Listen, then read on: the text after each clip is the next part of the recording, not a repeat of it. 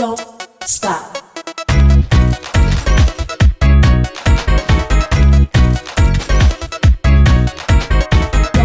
stop. Don't stop. Don't stop. Don't stop. Don't stop. Don't stop. External carotid artery. The external carotid artery has 6 collateral and 2 terminal branches. Branches of the external carotid artery that supply regions of the neck are treated in this section. However, branches concerned with the superficial and deep face will be discussed in the appropriate chapters. Superior thyroid artery. The superior thyroid artery is the first branch of the external carotid artery, arising from its ventral aspect just superior to the bifurcation of the common carotid artery. The superior thyroid artery descends in the neck, accompanied by the same named vein and the external laryngeal nerve. It reaches the superior pole of the thyroid gland and divides into its terminal branches, some of which anastomose with their counterparts of the other side and with branches of the inferior thyroid artery. The superior thyroid artery has 4 named branches: the infrahyoid, sternocleidomastoid, superior laryngeal, and cricothyroid arteries, as well as its terminal anterior, posterior, and occasionally lateral glandular branches at the thyroid gland. The infrahyoid artery is a small vessel that passes deep to the thyrohyoid muscle, caudal to the body of the hyoid bone, and serves that general area. The sternocleidomastoid branch passes ventral to the carotid sheath and supplies the muscle of the same name on its deep surface. The superior laryngeal artery passes superficial to the inferior constrictor muscle and pierces the thyrohyoid membrane, accompanied by the internal laryngeal nerve, to serve the larynx. The cricothyroid branch is a small vessel that courses along the cricothyroid ligament, supplying the same named muscle and its vicinity. The terminal branches of the superior thyroid artery are discussed later in this chapter in relation to the thyroid gland. Ascending pharyngeal artery. The ascending pharyngeal artery is the smallest branch of the external carotid artery. It arises on the medial aspect of that artery, shortly after the bifurcation of the common carotid, and ascends between the internal carotid and the pharynx. The ascending pharyngeal artery has unnamed muscular branches to the prevertebral muscles, as well as branches supplying additional structures in its vicinity. This artery has 3 named branches: the pharyngeal, distributing to some muscles of the pharynx and soft palate; the meningeal, entering the cranium via several foramini to vascularize the meninges and bone; and the inferior tympanic, supplying the tympanic cavity. Lingual artery. The lingual artery often arises in common with the facial artery, then becoming the faciolingual artery.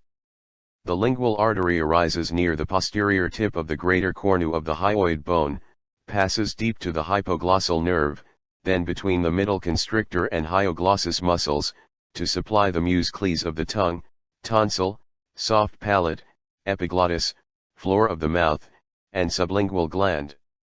Facial artery. The facial artery arises just above, or in common with, the lingual artery and ascends deep to the stylohyoid and posterior belly of the digastric muscles to lie in a groove on the posterior aspect of the submandibular gland. The vessel enters the face by crossing the base of the mandible just anterior to the masseter muscle in the groove for the facial artery. Branches of the facial artery in the neck are the ascending palatine, tonsillar, glandular, and submental arteries. The ascending palatine artery originates near the tip of the styloid process. It ascends between that process and the superior constrictor muscle, then between the styloglossus and stylopharyngis muscles to supply the levator veli palatini, the superior constrictor and neighboring muscles, the soft palate, the tonsils, and the auditory tube. Glandular branches distribute as 3 or 4 vessels to the submandibular gland to supply it and the adjacent area. The tonsillar artery passes between the styloglossus and medial pterygoid muscles and pierces the superior constrictor to supply the palatine tonsil and the posterior tongue. The submental artery arises from the facial artery near the anterior border of the masseter. It follows the base of the mandible anteriorly and turns onto the chin at the anterior border of the depressor anguli oris muscle. The artery supplies muscles it encounters along its passage and anastomoses with several arteries in its vicinity. Occipital artery. The occipital artery originates on the posterior aspect of the external carotid artery, just opposite the origin of the facial artery. It passes deep to the hypoglossal nerve and posterior belly of the digastric muscle, lodges in the groove for the occipital artery on the medial aspect of the mastoid process, and passes between the splenius capitis and semispinalis capitis muscles, to serve the back of the head. Branches of the occipital artery are the sternocleidomastoid, mastoid, auricular, muscular, descending, meningeal, and occipital. The sternocleidomastoid branches supply the same named muscle as two vessels, an upper and a lower branch. The mastoid branch is a small vessel that traverses the mastoid foramen to supply the mastoid air cells and the dura mater in its vicinity. The auricular branch vascularizes the back of the auricle. Muscular branches of the occipital artery distribute to the digastric, stylohyoid, and splenius capitis muscles. The descending branch serves the muscles of the back of the neck.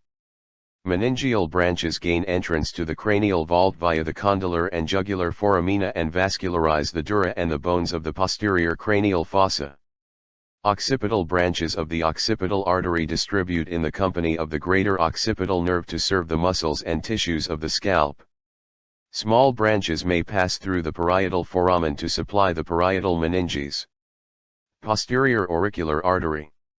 The posterior auricular artery is a small branch arising deep to the parotid gland, where it passes between the mastoid process and the cartilaginous external auditory tube. It vascularizes the parotid gland and the sternocleidomastoid, stylohyoid, and digastric muscles. In addition, the posterior auricular artery has three named branches: the stylomastoid, auricular, and occipital arteries. Maxillary and superficial temporal arteries. The maxillary and superficial temporal arteries are the two terminal branches of the external carotid artery. The former and its branches are responsible for the vascularization of the deep face, whereas the latter serves the region of the temple and much of the scalp. Internal jugular vein. The internal jugular vein originates at the jugular foramen and receives blood from the brain, face, and neck on its way to the brachiocephalic vein. It descends in the neck within the carotid sheath. The internal jugular vein is the main vessel responsible for collecting blood from the brain, the superficial aspects of the face, and the neck. The vessel extends from its dilated origin, the superior bulb housed in the jugular foramen, to its inferior dilation, the inferior bulb terminating in the brachiocephalic vein. The internal jugular vein is enclosed in the carotid sheath as it travels the length of the neck, and its tributaries pierce this fascia to deliver their blood to the vessel. The internal jugular vein receives blood from the following tributaries: dural venous sinus drainage from within the cranium, the facial vein from the superficial face, the lingual vein from the tongue and floor of the mouth, the pharyngeal, superior, and middle thyroid, and occasionally the occipital veins from the neck. The pharyngeal and occipital tributaries are treated presently, whereas the remaining vessels are discussed in later chapters. The pharyngeal veins arise as small vessels from a plexus of veins, the pharyngeal venous plexus, located on the wall of the pharynx. The pharyngeal veins empty into the internal jugular vein in the vicinity of the hyoid bone. The occipital vein arises from the venous network serving the scalp, perforates the fibers of insertion of the trapezius, and enters the suboccipital triangle. Here it empties its contents into a plexus of veins, tributaries of the vertebral and deep cervical veins. Occasionally, the occipital vein, accompanying the same named artery, travels along the posterior base of the skull to empty into the internal jugular vein or, less frequently, into the posterior auricular vein. Thyroid gland. The thyroid gland is located in the midline of the neck, between the infrahyoid muscles and the thyroid and cricoid cartilages and part of the trachea. It possesses a right and a left lobe connected by an isthmus. The gland is richly vascularized by branches of the external carotid and subclavian arteries, and occasionally by a branch from the brachiocephalic trunk of the aortic arch. Venous drainage eventually reaches the internal jugular vein. The thyroid gland, an endocrine organ lying deep to the infrahyoid muscles, is situated anteriorly in the neck, partly encircling the superior aspect of the trachea, the cricoid cartilage, and the thyroid cartilage. External jugular vein. The external jugular vein may be used as a venous manometer because in a supine patient the venous blood pressure is not high enough to engorge this vessel much above the clavicle. During failure of the right side of the heart, constriction of the superior vena cava and increased pressure in the thorax induces a pressure buildup in the venous side of the circulatory system, and this is evidenced by engorgement of the external jugular vein. Under severe conditions, the vessel may be filled as high as the base of the mandible. This extremely important sign should be recognized by dental professionals using reclining chairs in their practice. The patient should be referred immediately for possible cardiac care. Thyroid gland involvements. Goiter is an abnormal enlargement of the thyroid gland. The incidence of goiter is greater in females than in males. Occasionally, the enlargement of the thyroid is in an inferior direction, and the condition is referred to as intrathoracic goiter. In this condition, the thyroid physically presses on the trachea and causes breathing difficulties. Goiter has other serious effects, mainly the overproduction of thyroid hormone. In such a hyperthyroid condition there is a loss of weight, lack of heat tolerance, diarrhea, muscle weakness accompanied by trembling of the upper extremity, insomnia, and exophthalmos. The last condition could be extremely serious, for severe exophthalmos could damage the cornea due to the inability of the eyelids to accommodate the protruded eye, causing drying out of that structure. Exophthalmos may also stretch and damage the optic nerve to the point of blindness. Hypothyroidism is a condition caused by a greatly reduced production of thyroid hormone. Although no hormone is produced, excessive amounts of thyroglobulin, which is stored as colloid in the thyroid follicles, greatly enlarges the size of the thyroid gland, causing goiter. The symptoms of hypothyroidism are reduced libido, somnolescence, decreased metabolic rate, decreased heart rate and cardiac output, and myxedema, accumulation of body fluids in the interstitial connective tissues. Cretinism is a disorder caused by excessive hypothyroid state during early childhood. This condition is characterized by mental retardation and greatly reduced physical stature, especially involving skeletal growth. Thyroidectomy is a serious procedure. 4 major considerations must be kept in mind: parathyroid tetany, external laryngeal nerve, recurrent laryngeal nerve, and thyroid crisis. Because the parathyroid glands are located on the deep surface of the thyroid gland, their presence and vascular supply must be established and the glands must not be extirpated along with the thyroid. Parathyroid removal is not compatible with life. An accidental parathyroidectomy results in parathyroid tetany, whose symptoms are sudden reduction of plasma calcium levels, increased plasma phosphorus levels, and spasmodic muscular contractions, especially in muscles of the larynx, resulting in respiratory obstruction and death. During thyroidectomy, the external and recurrent laryngeal nerves must be isolated and protected from damage. These 2 nerves supply the laryngeal musculature and inappropriate handling could damage them, resulting in postoperative hoarseness and even loss of speech. Bilateral sectioning of the recurrent laryngeal nerve occasionally may result in dyspnea and, unless surgical intervention ensues, even in death. A treatment for hyperthyroidism is thyroidectomy. One of the postoperative complications that may arise is known as thyroid storm, thyroid crisis, of which the symptoms are high fever, delirium, cardiac arrhythmia, profuse sweating, vomiting, subsequent dehydration, and, if untreated, death. It is composed of 2 lobes, laterally positioned, and a centrally placed isthmus connecting the right and left lobes. Frequently, a pyramidal lobe is present that extends from the left lobe near its junction with the isthmus occasionally as far up as the body of the hyoid bone. Infrequently, a fibromuscular connection exists between the isthmus of the thyroid gland and the body of the hyoid bone. This is known as the levator thyroidea. A similar non-muscular structure, the remnant of the thyroglossal duct, may also be present in this location and may bear accessory thyroid tissue. The thyroid gland has its own connective tissue capsule that subdivides the lobes into numerous lobules. In addition, the gland is loosely ensheathed by laminae of the pretracheal layer of the deep cervical fascia. This connective tissue layer is pierced by blood vessels, which then ramify on the external surface of the connective tissue capsule of the gland. These vessels subsequently enter the substance of the gland within the connective tissue septa, which subdivides the gland into smaller components. These smaller components are composed of numerous colloid-filled follicles lined by cuboidal cells. The colloid is composed of iodinated thyroglobulins, the storage form of thyroid hormones. Thyroid hormones stimulate the rate of cellular oxidation. In addition, small clumps of parafollicular cells, C cells, have been noted in the thyroid gland. These cells are responsible for the formation of calcitonin, a hormone that depresses blood calcium levels. The blood supply of the thyroid gland is exceedingly rich and is derived from the external carotid arteries, the subclavian arteries, and, occasionally, the single thyroidea ima artery, a branch of the brachiocephalic trunk or the aortic arch superior thyroid artery. The superior thyroid artery is usually the first branch of the external carotid artery.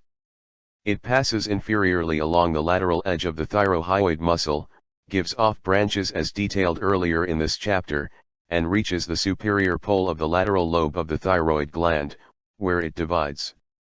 The anterior branch follows the superior border of the lateral lobe, distributes to its anterior surface, and anastomoses with the anterior branch of the opposite side across the isthmus. The posterior branch follows a similar course on the deep aspect of the lateral lobe, ramifes on that surface, and anastomoses with the inferior thyroid artery, also supplying the parathyroid gland. Occasionally, a lateral branch is present that supplies the lateral aspect of the lateral lobe. Inferior thyroid artery. Branches of the inferior thyroid artery were discussed earlier in the section dealing with the subclavian artery. In this section, only its glandular branches are detailed. As this artery reaches the thyroid gland and forms numerous branches vascularizing the gland, the recurrent laryngeal branch of the vagus nerve passes between these branches.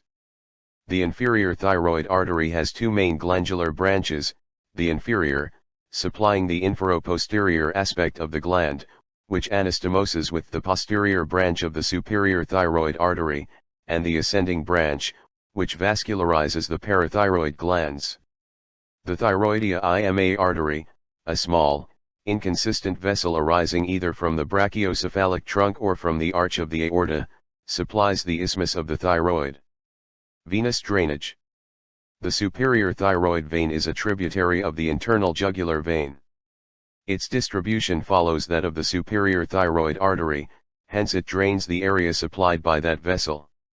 The middle and inferior thyroid veins and, to a certain extent, the superior thyroid veins drain the venous plexus formed on the surface of the thyroid gland. The middle thyroid veins deliver their blood to the internal jugular vein, whereas the inferior thyroid veins drain into the brachiocephalic veins. Occasionally, the right and left inferior thyroid veins form a single vessel just caudal to the isthmus of the thyroid gland.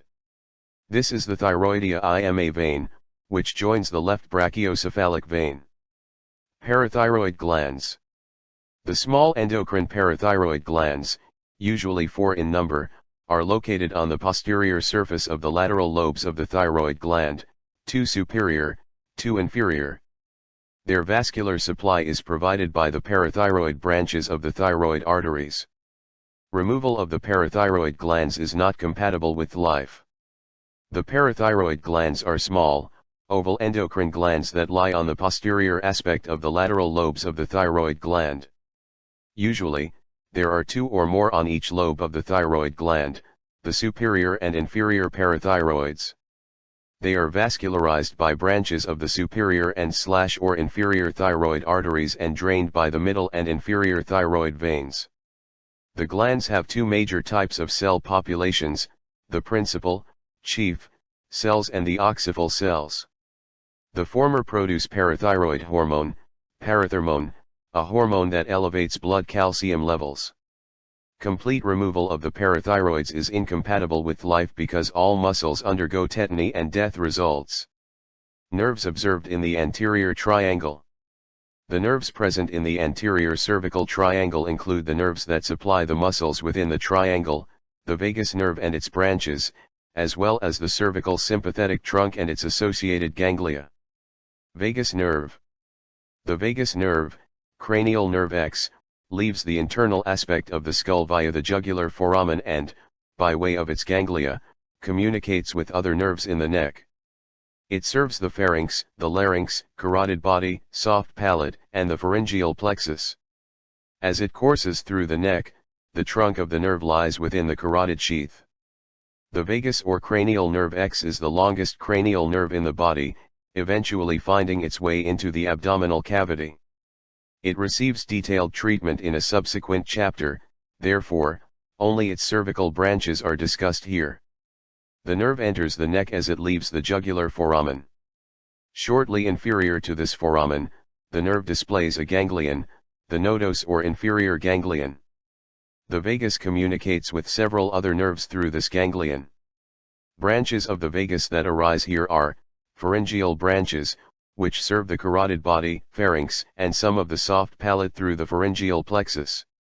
Superior laryngeal nerve, which bifurcates to form the internal and external laryngeal nerves, which accompany the medial aspect of the internal carotid artery. Internal laryngeal nerve, which pierces the thyroid membrane in close association with the superior laryngeal branch of the superior thyroid artery to supply the mucous membrane. External laryngeal nerve, which continues inferiorly, accompanied by the superior thyroid artery. It pierces the inferior pharyngeal constrictor muscle, which it supplies in addition to the cricothyroid muscle, and gives branches to the pharyngeal plexus. 2 or 3 cardiac branches of the vagus nerve are evident in the neck. These are slender filaments that pass deep to the carotid sheath to ramify in the cardiac plexus. The recurrent laryngeal branches of the vagus differ in their recurring locations on the 2 sides of the body. On the left side, the nerve originates from the vagus at the aortic arch, makes a hairpin loop around the ligamentum arteriosum, and ascends into the neck in the tracheoesophageal groove. It comes in close contact with the medial aspect of the lateral lobe of the thyroid gland, passes deep to the inferior constrictor, and gains entrance into the larynx, to which it provides sensory and motor innervations. On the right side of the body, the recurrent laryngeal nerve originates from the vagus at the level of the first part of the subclavian artery, around which it recurs, and ascends in the tracheoesophageal groove. Subsequent to this point, the paths taken by the nerves of the 2 sides are identical. Because of the precarious location of the nerve and intimate association with the thyroid gland, surgical procedures involving that gland must include its isolation and strict protection. Cervical sympathetic trunk. The cervical sympathetic trunk is an extension of the thoracic sympathetic trunk into the neck. The cervical sympathetic trunk possesses 3 sympathetic ganglia which house postganglionic sympathetic cell bodies. Most postganglionic nerve fibers to the head and neck arise from one of these ganglia. The cervical sympathetic trunk is the cervical continuation of the thoracic sympathetic trunk. It consists of 3 ganglia connected to each other by short cords. The superiormost of these is the superior cervical ganglion, located at the level of the axis and 3rd cervical vertebra. The middle cervical ganglion, the smallest of the 3, is inconstant and lies at the level of the 6th cervical vertebra. The inferior cervical ganglion, located at the level of the 7th cervical vertebra, is often fused with the 1st, and infrequently with the 2nd and even 3rd, thoracic ganglion, then named the stellate ganglion. The cord intervening between the middle and inferior cervical ganglia splits, forming a loop around the subclavian and occasionally the vertebral arteries. The loop around the subclavian artery is constant and is known as the ansa subclavia. The cervical sympathetic trunk is embedded in a loose connective tissue layer and positioned between the covering of the prevertebral muscles and the carotid sheath, although often it is located within the deep substance of this structure. The cervical sympathetic trunk receives no white rami communicantes but does send out gray rami communicantes to each cervical spinal nerve. Preganglionic fibers reach the cervical sympathetic trunk from its thoracic continuation, and these preganglionic fibers synapse in one of these three cervical sympathetic ganglia. Most of the postganglionic fibers of the head and neck originate from these three ganglia. Superior cervical ganglion. The superior cervical ganglion branches into the internal carotid nerve and the pharyngeal branches. The internal carotid nerve arises from the cephalic portion of the ganglion, reaches the internal carotid artery, around which it forms the carotid plexus, and travels into the carotid canal to distribute in the cranial cavity. Communicating branches go to the common and external carotid arteries and distribute to the head. The pharyngeal branches, composed of 4 or more fibers, mingle with branches of cranial nerves 9 and X to participate in the formation of the pharyngeal plexus. Other branches also go to some cranial nerves and the cardiac plexus. Middle cervical ganglion. The middle cervical ganglion has 3 branches, which serve cervical spinal nerves, adjacent viscera, and the cardiac plexus. Inferior cervical ganglion. The inferior cervical ganglion has 3 branches. Vertebral branches are supplied to the vertebral artery, forming the vertebral sympathetic plexus, which serves the head. The other 2 branches serve lower cervical spinal nerves and supply fibers to the cardiac plexus. There are 4 deep prevertebral muscles of the neck, the longus colli, longus capitis, rectus capitis anterior, and rectus capitis lateralis.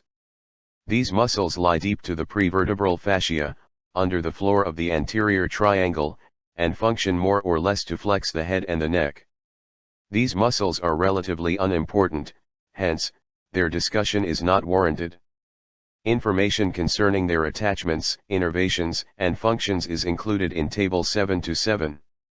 Muscles of facial expression are unique in that they migrate to their destinations about the scalp, neck, and mostly about the face from second pharyngeal arch mesenchyme and thus receive their motor innervation via the facial nerve, CN7, the nerve of the second arch. Although most of these muscles originate on bone, most do not insert on bone, rather, they insert into the dermis of the skin and freely intermingle with muscles in their vicinity. Upon contraction, this arrangement and groupings of muscles about the orifices of the face convey movements about these orifices that we interpret as emotions. Scalp is composed of thick skin normally covered with hair and overlays the 8 bones of the cranium. A fibroadipose hypodermis overlays the epicranius muscle composed of 2 bellies with an intervening fibrous connecting sheet, the galea aponeurotica. Deep to this sheet is a facial cleft considered the danger space of the scalp. Deep to this is the pericranium, a periostal covering the bones of the cranial vault. Deep to the skin are the anteriorly positioned frontalis muscle originating from certain muscles of the face and the posteriorly positioned occipitalis muscle originating from the skull bones. Both of these muscles insert into the galea aponeurotica. Because these muscles arise from the second pharyngeal arch, they are innervated by the facial nerve, CN7. Sensory innervation of the superficial face is provided by all 3 divisions of the trigeminal nerve, CNV, thus, the skin of the face is highly sensitive. The ophthalmic division, V, serves the forehead and the superior rim of the orbit, upper eyelid, and upper regions and side of the nose. The maxillary division, VZ, serves the inferior rim of the orbit, side of the nose, cheek, and upper lip. The mandibular division, V/, serves the chin, cheek, the lower lip area about the temporomandibular joint, TMJ, and part of the anterior surface of and about the ear and most of the temple. Additionally, much of the ear and the area about the mandibular ramus are supplied by branches of the cervical plexus. It is to be noted that there is considerable overlap by these branches, thus contributing to the high degree of sensitivity of the face. Surface anatomy of the face includes the 14 bones of the skull making up the face.